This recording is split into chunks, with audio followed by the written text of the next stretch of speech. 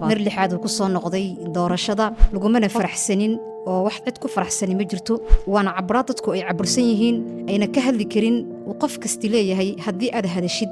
gurigaagaa lagugu iman shaqadaa lagaa eriyey waxyaabo caynkaasa dadka cabsi iyo cagajuglayn ay dadka ku sameeyaan iyo ilaashada yaqaano ee cid noo soo farax tidhi amba cid kaa raalli aha amba cid jeceli ma jirto shacabka reer Jabuuti way dhiban yihiin shaqo la'aan caafimaad darro ammaan darro dadka etronjeega oo dadkii ka badan shabaabka reer Jabuuti oo dadka ka imanaya wadannada jaarku ay maad aragtay baabi'iyeen ay balwad bareen qof kastiba tiisa ayuu la dhiban yahay iyo cid maad aragtay xafiisyada lagu footeeyay tagtay ma jirto baabada dadka loo garaacay oo la kaararkiina keena haynin soo qaadno karfootaga guryaha dadka lagu keenay aniga kamid oo kaarkayga la keenay aniga aragsanay kula hadlay kaarkayga la keenay assalaamu calaykum waraxmatullaahi wabarakaatuh kulanti wacan oo wanaagsan daawadayaal iyo dhegeystayaal ku soo dhawaada idaacadda codka Jabuuti iyo barnaamij kala magac baxay tabiic codkaaga barnaamijka maanta waxaa marti noogu ah gabadhan yar oo reer Jabuuti ah oo studio-ga LCD kula caasimadda Jabuuti ee dalka Jabuuti naga soo booqatay walaal marka koobaad ku soo dhawaad idaacadda codka Jabuuti aad ku bilaabaya magacaaga iyo meesha ka degan tahay caasimadda Jabuuti ee dalka Jabuuti وعليكم السلام ورحمة الله وبركاته وانكو السلامي ولا المركة هراء وانا دوهي مقعي هو أركسن وحانا دقناهي حافظ بالدقاء وهاك haddaan ku bilowno aragsan dhowaan bishan kasoo gudubnay 10keedii waxaa dalka Jabuuti ka dhacay doorasho madaxtinimo oo madaxweyne Ismaaciil Cumar Geele mar lixaad uu talada ku soo noqday dadweynaha reer Jabuuti sidee u arkaan soo noqodka madaxweyne Geele mar lixaad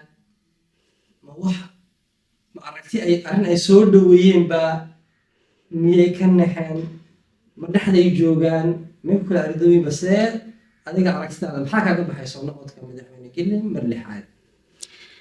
aniga aragtidayda haddaan ka hadlo madaxweyne Geele mar labaad uu ku soo noqday doorashada mar lixaad uu ku soo noqday doorashada hotelka shacabka reer Jabuuti halkay taagan yihiin dadku way og yihiin lagumana faraxsanin oo wax cid ku faraxsani ma jirto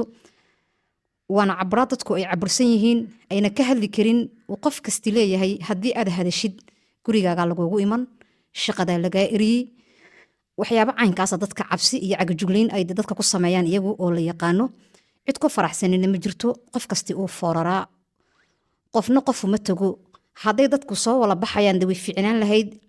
laakiin qof kastaba naftiisu u baqayaa oo dawaa la yaqaana dadka tay ku sameeyaan marka cid ku faraxsan ma jirto walaal خير ما رجينا إن شاء الله. فقارها ممكن جو مدحوني قيل وعواصة كحريقة إن دونها الرجل وتعجعليهن سبنا أو لحجعل أو كتب دراد وصلنا على قرية هاوشنا عدو كتجو يعني جنو بيلها تحي مركا سلام الله أركا مي سدا عدو أركتاي مجرتو عد البتي مجرتو عدتك الرجل بتي أو ضاني سنة مجرتو هاوش عدو كتجا حضور هبا wadii waa loo joogaa hawsha isaga ayaa kursiga naftiisa iyo danihiisa ku ilaashada ee cid noo soo noqo tiri amba cid ka raalli aha amba cid jeceli ma jirto shacabka reer Jabuuti way dhiban yihiin shaqo la'aan caafimaad darro ammaan darro dadka etronjeega oo dadkii ka badan shabaabka reer Jabuuti oo dadka ka imanaya wadannada jaarku ay maad aragtay baabi'iyeen ay balwad bareen qof kastiba tiisa ayuu la dhiban yahay cid rabtaa iyo cid u yeeratay iyo cid doonaysi ma jirto cid ka hadli kartaa oo kuma doonayna oranaysna ma jirto dibadda u soo baxaysa waayahay aragsan marka aad u hadlaysa adigu sida iyo marka la dhegeysto warbaahinta rasmiga ah RTD-da iyo jaraa'idka rasmiga iyo jaraa'idada ama warbaahinta afka dowladda ku hadlaysa waxay qorayso iyo dowladdu waxa ay leedahay waxaan adigu Jabuuti aad ka dhawaajinaysid waa arin aad u kala fog marka maxaa lagu cadeyn karaa inay jirto waxaas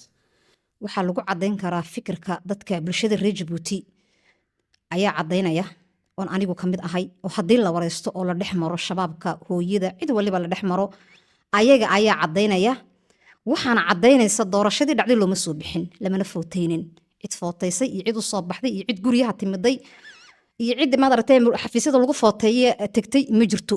baabada dadka loo garaacay oo lalahaa kaararkiini keena hayniin soo qaadno kaarfootaaga oo guryaha dadka loogu keenayo anigaa kamid oo kaarkayga la ii keenay aniga arag sane kula hadlaya kaarkayga la ii keenay waxaan ka faytoynayay iskuul ku yaala balbala oo la yidhahda nitobe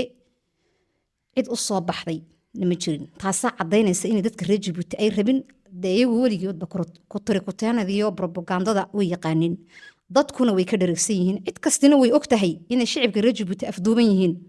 waayo dadku waxay ka baqayaan qof kastaba wuxuu leeyahay adiga lagu beegsanaya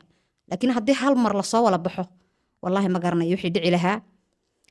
taasina waa wax iyagu iska samaysteen cid raalli ka aha iyo cid jecel iyo cid noo joog tiri cidna ma jirto